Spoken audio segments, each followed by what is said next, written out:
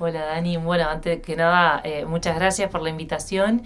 Saludo a los oyentes y bueno, efectivamente venimos de la reunión de la Casa del Pueblo, en donde, bueno, lo que se está gestando es un espacio plural, heterogéneo y participativo, con diferentes agrupaciones y partidos políticos como el Partido Socialista Auténtico, el Partido Humanista, Social 21 La Tendencia, y otras agrupaciones como Todos los Fuegos, donde ahí está Horacio Rovelli, bueno, y otras agrupaciones variopintas. Lo que formamos tiene un nombre, se llama Voluntad Soberana, que tiene que ver con marcar la agenda del pueblo, que es contraria a la voluntad entreguista de la clase dirigencial política que hoy por hoy bueno, nos tiene de rodillas frente al Fondo Monetario Internacional, que es quien efectivamente conduce la Argentina. Entonces, y ante un escenario, digamos, desalentador, porque el vacío político, la falta de conducción de un proyecto que bregue por los intereses nacionales y populares, dan lugar a apariciones nefastas como la Bullrich y Milei, como para nombrar dos. Pero hay más, ¿no es cierto? Entonces, a nosotros eso nos pone en un lugar de decir, bueno, ¿qué vamos a hacer? Tenemos que intervenir políticamente, porque somos militantes que estamos comprometidos con el destino de la patria y además tenemos proyecto. Entonces, ¿qué vamos a hacer? ¿Nos vamos a quedar callados? Y nosotros creemos que no. Eso es un debate que está hoy, digamos, ocurriendo aquí y ahora, dentro de este nuevo espacio que es Voluntad Soberana, en donde, bueno, sabemos que los tiempos de la política son, digamos, diferentes y la realidad es que está todo el movimiento muy álgido y no hay definiciones concretas hoy. Pero sí, lo cierto es que hay un proyecto, hay un programa, para ser más precisa, hay un programa que conformó Voluntad Soberana, y que ahora ya tenemos la idea de salir a la calle con ese programa, de empezar a hacer charlas, de no solamente difundir, sino de llevar esta idea de construir voluntad soberana, con este espíritu bien, como te decía recién, heterogéneo, diverso, donde, digamos, convergen diferentes identidades políticas, y de construir este espacio en distintos distritos y demás. Y llevar estas ideas, ¿no es cierto?, que para nosotros el programa, digo, tiene una contundencia política muy potente, es un programa verdaderamente revolucionario. Entonces tiene que aparecer, tiene que mostrarse, tiene que existir. Esa es la idea. Entonces vamos por ahora a cumplir con eso. Estamos planificando acciones políticas en torno a divulgar y dar a conocer este programa. Y mientras tanto, digamos, continúan el debate y la discusión sobre si intervenir o no en estas elecciones y cómo hacerlo. Digamos, propuestas, conversaciones, hay, todavía no hay definiciones o algo cerrado, ¿sí? Y tírame 2 o 3 puntos que te parezcan los más potentes de este programa que se ha consensuado de alguna manera. Bien. Bueno, principalmente el aspecto económico. Hoy la realidad es que la Argentina está completamente subordinada al programa económico del Fondo Monetario Internacional. La subordinación económica es para implementar una política completamente extranjerizante, ¿no es cierto? Una política de saqueo a nuestros recursos naturales, y de saqueo, digamos, en concreto a las riquezas de nuestro pueblo, ¿no es cierto? Principalmente la fuga de dólares constante y sonante que se da en la Argentina, sin ningún tipo de control del Banco Central. Entonces, y esto es, digamos, se genera por la deuda, ¿no es cierto? empréstito con el Fondo Monetario Internacional que violó la Constitución Nacional y además los estatutos del propio organismo. Entonces es algo completamente ilegítimo e ilegal que firmó el gobierno cipayo de Macri y Cambiemos, y que este gobierno, supuestamente popular y supuestamente nacional, lo convalidó.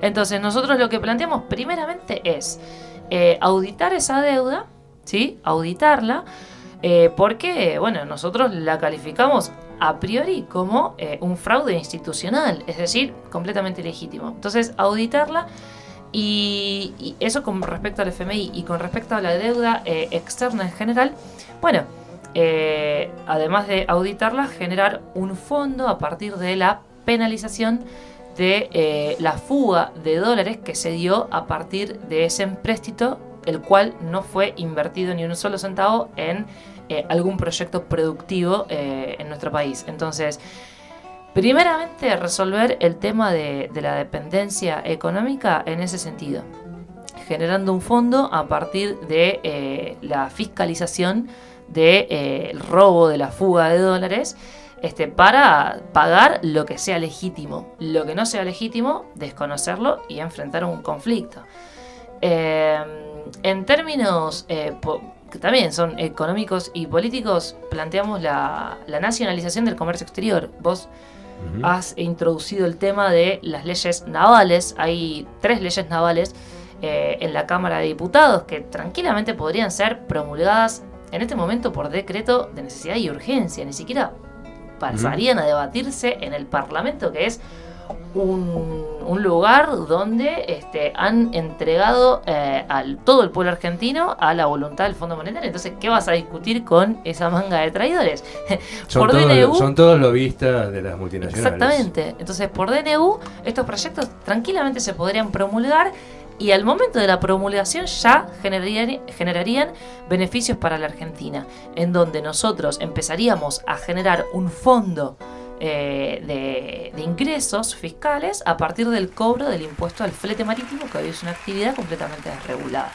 Entonces, a partir de ahí, empezar a generar un fondo para invertir en la industria naval, que es una industria altamente estratégica porque nos permite fabricar grandes bienes de capital, como son barcos, y además es una actividad mano de obra intensiva que generaría muchos puestos de trabajo. Entonces, ese es el camino para empezar a controlar de manera soberana nuestro comercio exterior, empezando a navegar y a transportar nuestras cargas, y nosotros empezar a decidir acuerdos bilaterales comerciales con el mundo. Hoy la Argentina no decide nada porque no tiene el control de sus cargas. Son las grandes exportadoras, Cargill, COFCO, y la lista es larga, ¿no? Pero son las grandes exportadoras las que deciden el tipo de producción que la Argentina le vende al mundo, ¿sí? Las que imponen condiciones y las que imponen el precio. Entonces, nosotros tenemos que cortar con eso. ¿De qué manera? Bueno, ejecutando estas leyes, ¿sí? Que además de generar este fondo que te comentaba, lo que va a permitir es que la Argentina vuelva a navegar, ¿sí? Que la Argentina pueda participar de la reserva de cargas, que es un derecho internacional. Todos los países lo utilizan, ¿sí? Y corresponde que el 50% de las importaciones y exportaciones viajen en buques de bandera nacional. Eso sería como lo que garantizaría que la Argentina pueda ser soberana dentro de su comercio interior. Si nosotros no manejamos nuestro comercio exterior, no vamos a poder fijar condiciones, ni precios, ni controlar nuestro mercado interno. Entonces, sí o sí, esto lo enseñó el Che Guevara. El Che Guevara nos enseñó este concepto. Todos los países libres, desde la política interna, definen su comercio exterior. Ahora, los países dominados, es el comercio exterior el que define la política interna. Entonces, es por ahí, es a partir del control logístico del comercio exterior. Y como último, lo que proponemos desde este programa es un plan de vivienda, ¿sí? Y un plan de pleno empleo.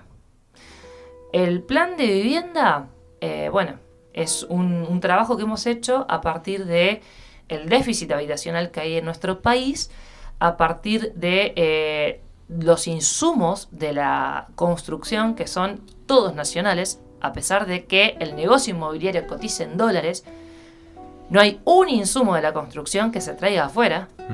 Ladrillo, cemento, cal, todo es nacional, con lo cual es irrisorio que cotice en dólares. Bueno, hay un proyecto para iniciar un plan de construcción de viviendas de barrios populares en donde podríamos resolver ese déficit habitacional.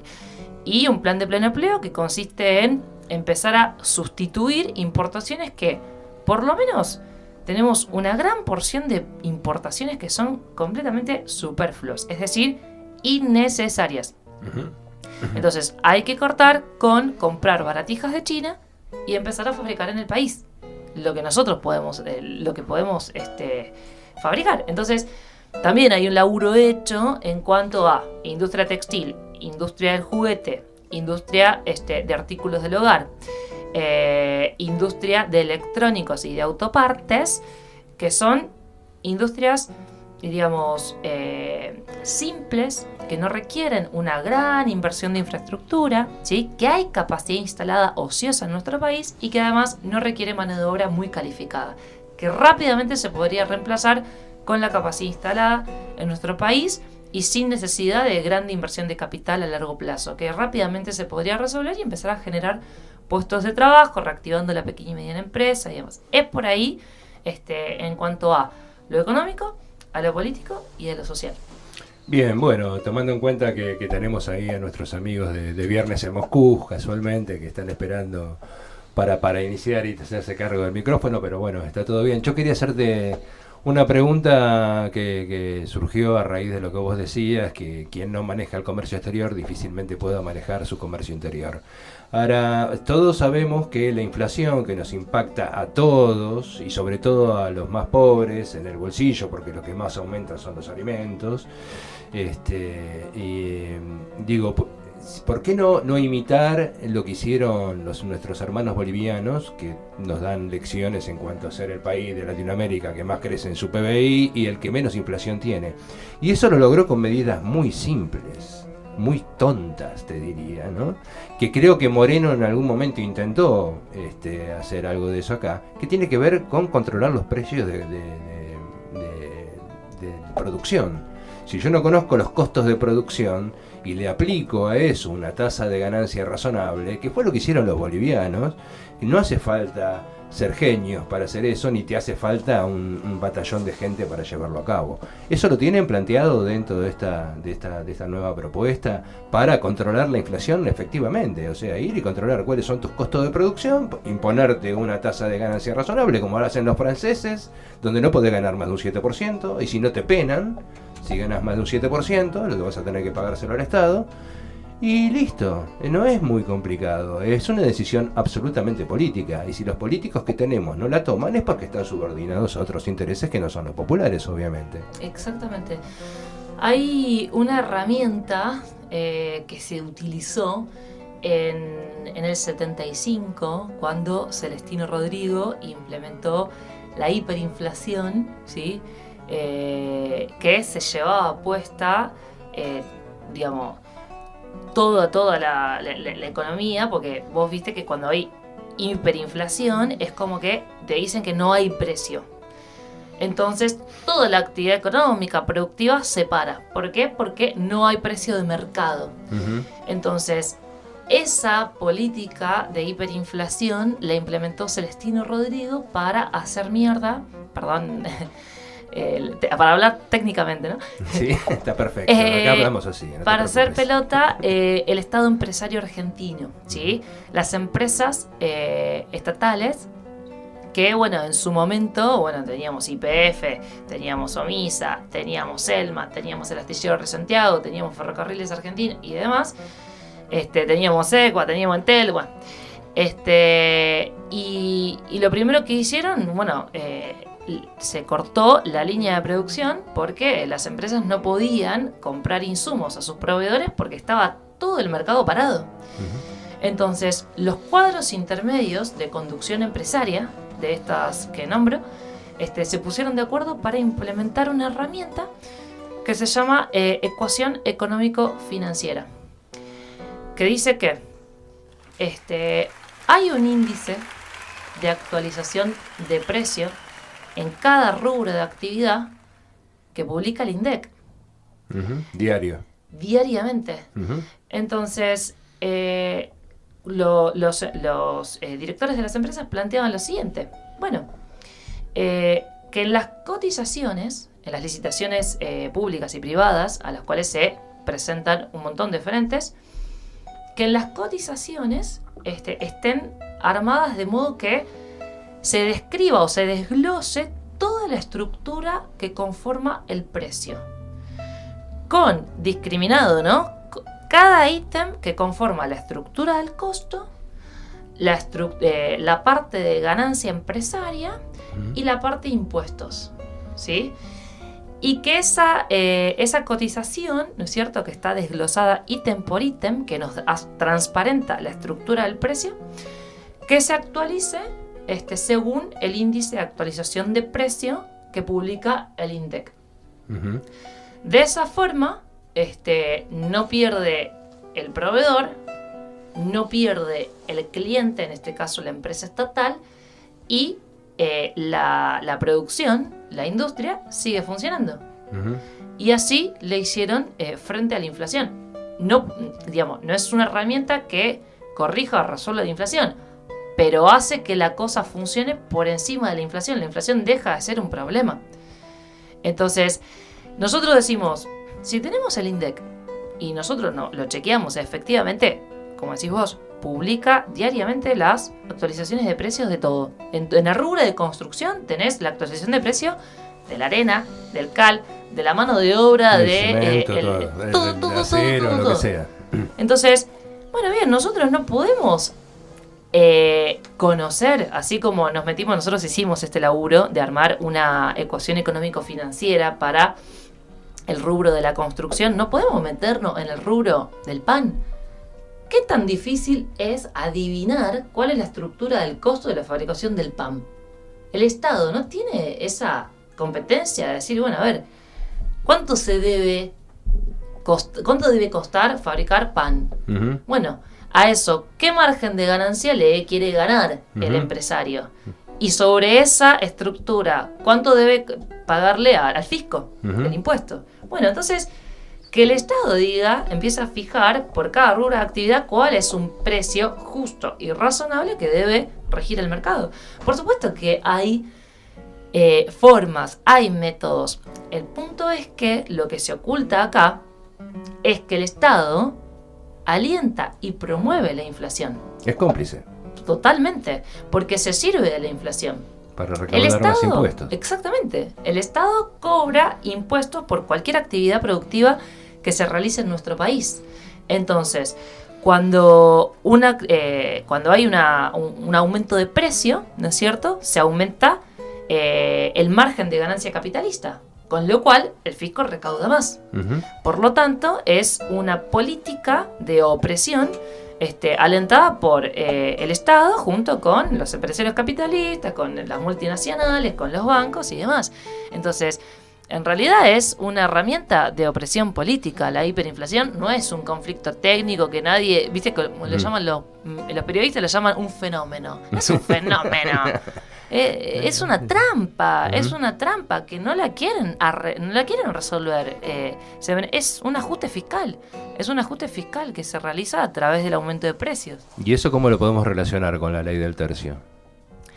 Bueno, justamente nosotros lo que planteamos es que en el capitalismo hay una ley no escrita del capital que establece que todos los precios están divididos en tres, ¿no es cierto? El 33% conforma el costo.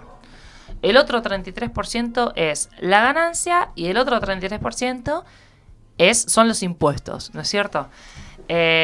Obviamente que vos me vas a decir 33% de ganancia. No, obviamente. Estamos diciendo que como mínimo 33% de ganancia. Menos que eso, ningún capitalista pondría la guita en alguna actividad productiva, porque si genera menos de 33% de ganancia... ¿Y por qué lo hacen en Francia, que ganan nada más que un 7%? Y me imagino que ahí, no sé, cómo sería la cuestión de los impuestos. Además, igual te voy a decir algo. Hay actividades, digamos, que desde la lógica del Estado empresario, desde la lógica de la empresa estatal, del capital social, la razón de ser y la realidad es que no es el lucro y la ganancia. Uh-huh. La razón de ser de una empresa estatal es servir a la comunidad, es garantizar acceso a derechos humanos y elementales. Entonces, nosotros planteamos que garantizando la propiedad social de los medios de producción desde la figura de Estado empresario, vos podés jugar al precio de costo. Digamos, vos podés reducir el precio final del producto, si querés, hasta un 50% sin perder. Es decir, yendo a solamente cubrir el costo como para poder seguir produciendo. Porque lo que necesitas es fijar precios en determinado rubro de actividad. Por ejemplo, en el rubro de hidrocarburos. Y así en cada rubro, digamos, que el Estado se meta en la guerra económica, pero de verdad, o sea, metiéndose desde la producción, fijando precios, y si no te gusta Carrefour, volvete a Francia. Uh-huh. Si no te gusta Walmart, volvete a Estados Unidos. Entonces, es un conflicto. Es que el Estado se mete, pero no se mete a favor del pueblo, ese es el problema. Hoy el Estado, por supuesto, hoy el Estado es una herramienta funcional completamente a los intereses geopolíticos de opresión de Estados Unidos, de Inglaterra principalmente, y bueno, de China de manera incipiente. Pero el problema es geopolítico, es que quieren subordinar a nuestra Argentina a ser una mera exportadora, proveedora de recursos estratégicos al primer mundo. Y a nosotros siempre nos toca ese lugar de sacrificio, ¿no es cierto?, en donde tenemos que vivir mal para que los ricos, las potencias imperialistas, vivan bien. Esa es la lógica que hay que romper, y la herramienta que nosotros tenemos a favor, que no es ideológica, que es fuertemente geopolítica, es el Estado empresario. Uh-huh. El Estado empresario lo que hace es justamente garantizar la propiedad social de los medios de producción. Es decir, que los medios de producción, que el acero, que la energía, los fármacos, que son absolutamente estratégicos. Nosotros tenemos 1 millón de insulino dependientes. Nos llegan a hacer un lockout de insulina, se nos mueren 1 millón de personas en el instante. Entonces, los fármacos... Fabricábamos insulina hasta Menem. Exactamente.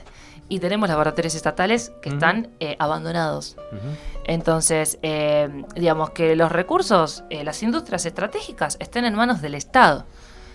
Y eso garantizaría que nosotros podamos servir a la comunidad, ¿no es cierto? Desde esta lógica, desde esta razón de ser que tiene la empresa estatal de el bien común. Desde el bien común, completamente contraria a la razón de ser de la empresa capitalista, que es el lucro y la ganancia. Entonces, el conflicto no es ideológico, no podemos discutir si el Estado empresario es marxista o si el Estado empresario es capitalismo de Estado o si el Estado empresario es la herramienta geopolítica para defender los intereses nacionales y populares. Entonces, es ese el conflicto que tenemos nosotros, es con el imperio el conflicto. Sí, seguro.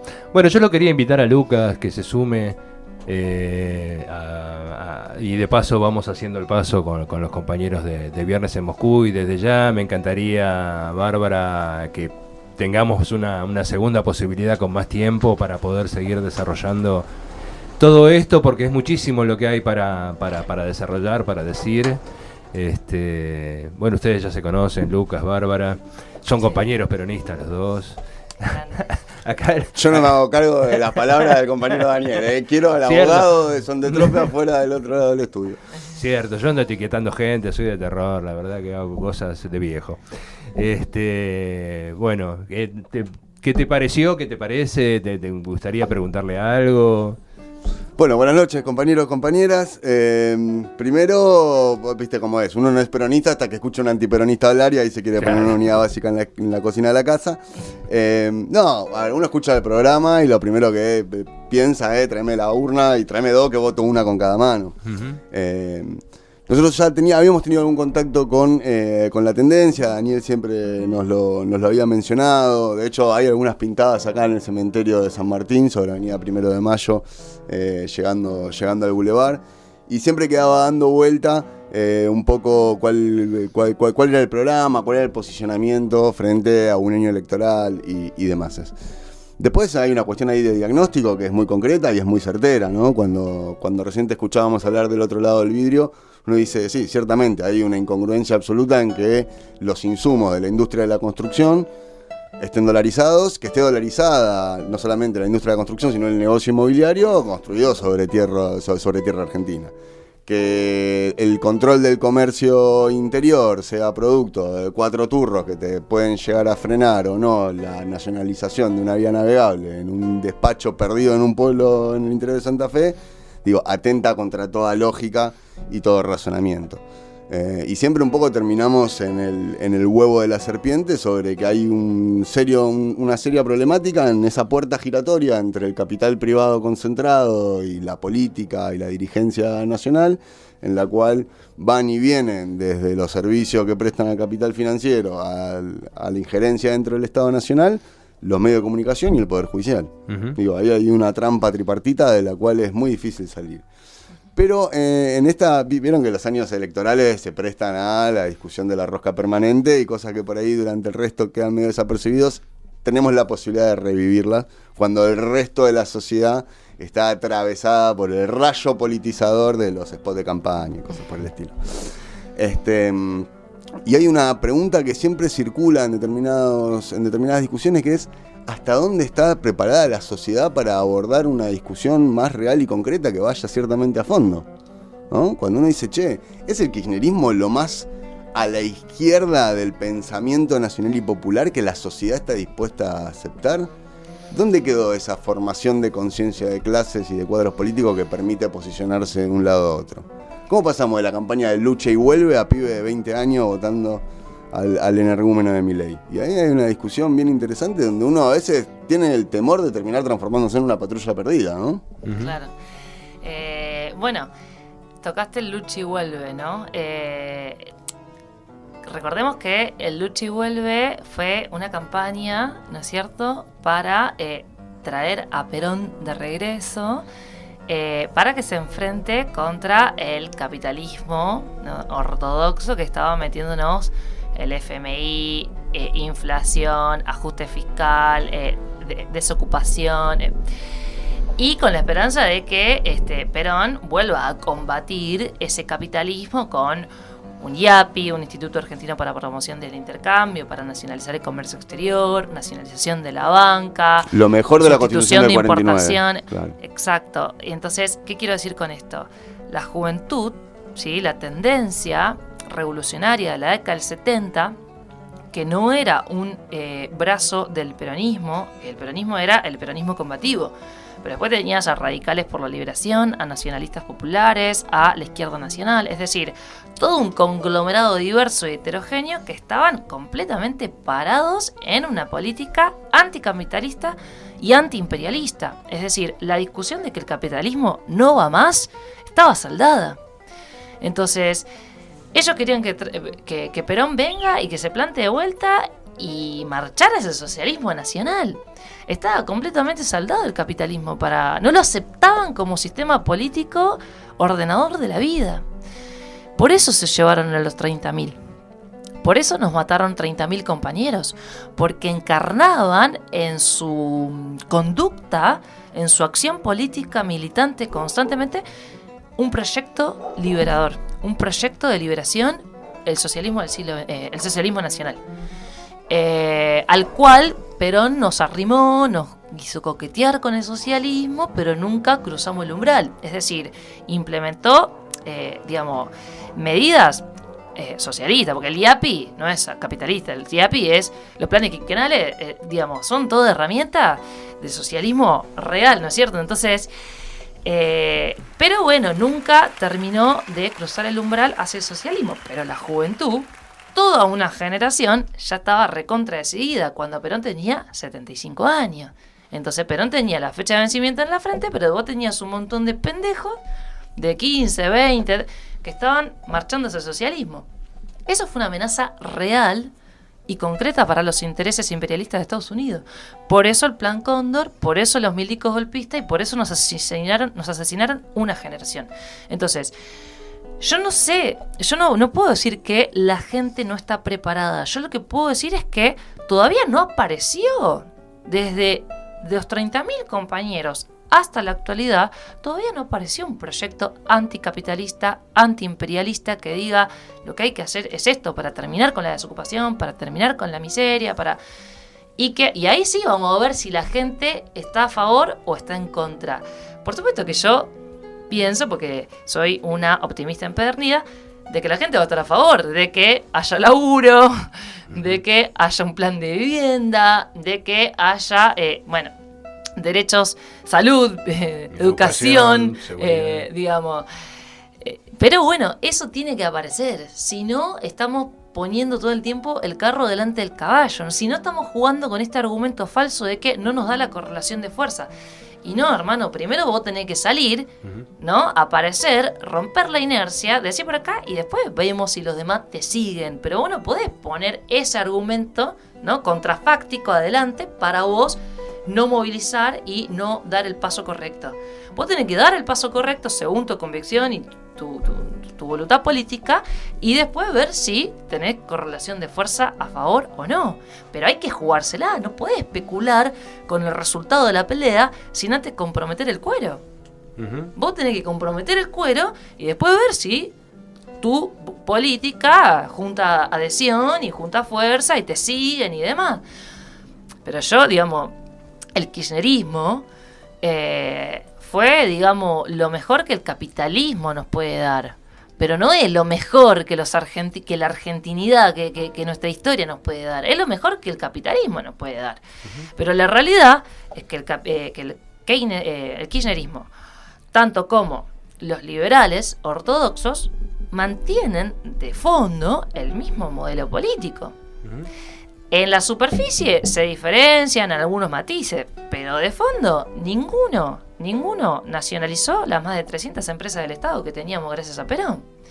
Entonces, acuerdan ambos dos, tanto kirchneristas como liberales, de que las privatizaciones tienen que perpetuarse. Acuerdan ambos dos de que los planes sociales tienen que continuarse, porque desde que se instalaron fueron en aumento, ninguno los frenó. Es decir, una política del Banco Mundial de contención de la miseria sin resolverla. Entonces, tanto que kirchneristas como liberales están de acuerdo con la financiarización de la economía, porque ninguno de los dos derogó la ley de Martínez de O, de entidades financieras y de inversiones extranjeras. Entonces, no sé, Rick, parece falso. Parece falso. En la superficie juegan a la adversidad política, pero de fondo el modelo político es el mismo. Es de financiarización, es de extractivismo, es de agroexportación, es de desocupación crónica y es de privatizaciones. Bueno, de hecho, el que más aumentó los planes sociales fue Macri, ¿no? Sí. Exactamente, ¿qué podemos decir que Macri es bueno? No. Porque aumentó los planes sociales. Y no, me parece que los planes sociales son malos. Y por supuesto que son malos. Hay que darle trabajo a la gente en un plan. Exacto. Pero bueno, hasta ahora, vos antes mencionabas el tema del Estado empresario.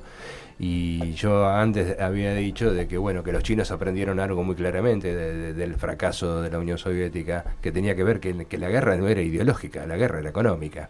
Los chinos lo aprendieron y siguen manteniendo el poder sobre las empresas estratégicas, son chinas. Y lo mismo digo, ¿no? Esta es una pregunta por ahí que no tiene absolutamente nada que ver con lo que estamos hablando, pero yo soy así muy disperso. me pregunto, ¿cómo es posible que un país como Rusia, que tiene un PBI semejante al de España, al de Brasil, al de México, pueda bancarse una guerra con la OTAN?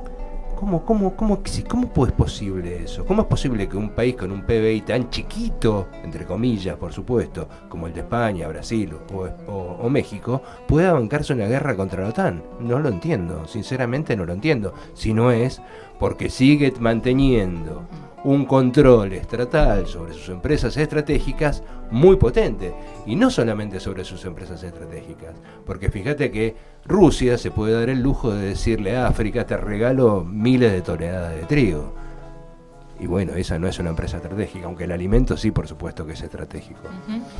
Bueno, perdón por la digresión. Bueno, yo quiero agradecerles, insisto, estaría buenísimo. Yo los dejo si quieren continuar acá con Viernes en Moscú, fantástico, pero a mí me están esperando, me tengo que ir corriendo, pero desde ya vas a estar invitada. Si no es el viernes, que justamente tienen la reunión ustedes, trataremos de invocarla en otro día. Y hacer algo, porque yo creo que estos temas merecen totalmente ser expuestos, y que bueno, que aquellas orejas que estén dispuestas a escuchar otras alternativas, otros modelos, otras formas, darle un poco de esperanza, porque yo siento que nuestro pueblo está absolutamente desesperanzado porque no tiene una lucecita a la cual seguir. Porque son pocas las posibilidades de pensar realmente en una construcción de alternativa de futuro, y eso es algo muy complejo. Es complejo para la militancia, es mucho más complejo todavía para cualquier persona de a pie que puede laburar 14 horas por día, realmente no ve la posibilidad de proyectar un futuro, y ahí en ese sentido asistimos a un espíritu de época bien complejo, y que sin lugar a duda, después de haberse llevado puesto a la mejor generación de argentinos y argentinas, es un golpe que ha costado mucho levantarse, y en el medio el cipallismo y el entreguismo local, que ha atravesado a todas las generaciones, y la particularidad del peronismo que tiene de John William Cook, a donde de nuevo lo firmaba con una boleta en cada mano, al Turco Saúl, y en el medio una amplísima variedad de pelajes de distintos calibres y colores. Yo quedo a la espera porque me resulta muy interesante saber cuál es la definición que toma la tendencia respecto a las elecciones, porque ciertamente llega un punto donde las posibilidades de elección son entre el arsénico y el azufre. Entonces, eso realmente es una situación muy compleja, pero es la realidad de la coyuntura, al mismo tiempo una realidad a la que no podemos escapar. Cuando uno piensa en el 99,9, para no decir el 100, de las posibilidades electorales con las que sabemos que nos vamos a encontrar, la realidad es que ninguna es un proyecto que enamore y por el que uno esté dispuesto a dejar el cuero. Y ahí hay una cefalía de representatividad que no hemos sabido saldar, y en definitiva en la que todos y todas somos responsables, algunos más que otros, pero como sujetos políticos de una sociedad somos responsables no solamente de la dirigencia que hemos construido, sino también de la chatez del nivel de la discusión política que hay, en donde este tipo de discusiones le suben mucho la vara y aportan también a un intercambio. Porque lo interesante no es la unanimidad, sino la unidad de conceptos a determinados horizontes mínimos comunes, en los cuales decimos, bueno, a partir de acá en adelante. Porque yo, por ejemplo, me pregunto también, el discurso del Frente de Izquierda es un discurso en esencia y en forma anticapitalista. Y sin embargo no convoca a nadie. Después, lo que estamos un poco más en la rosca, podemos decir, quiero que alguna puta vez me expliquen cómo lo van a hacer, porque para poder llevar del discurso a la acción, hay una cuestión. Se entrega un programa, hay formas de poder plantear de qué manera hacerlo. Pero cuando la izquierda sale a decir, todos hablan de Milei, pero nadie habla de que la izquierda hizo la mejor elección en los últimos 20 años, mi primera respuesta es, tu mejor elección en los últimos 20 años me dio 7 puntos. O sea, no alcanza, no sirve. Claro. Es un paso, creo yo. Bueno, habrá que dar muchos pasitos más. Bueno, yo quiero agradecerles antes de partir y dejarle acá el espacio a la gente de Viernes en Moscú, a David de la Fuente, que nos ha operado hoy, al Centro Cultural Cefiro, a la Cooperativa de Trabajo La Parda María, y nada, nos estaremos viendo por el mismo canal el próximo viernes, y bueno, los dejo con esta hermosa compañía hasta donde ustedes quieran. Yo lamentablemente me tengo que retirar. Gracias, Daniel. Constituye una cuenta regresiva contra la naturaleza y contra la humanidad como futuro. Civilización contra la sencillez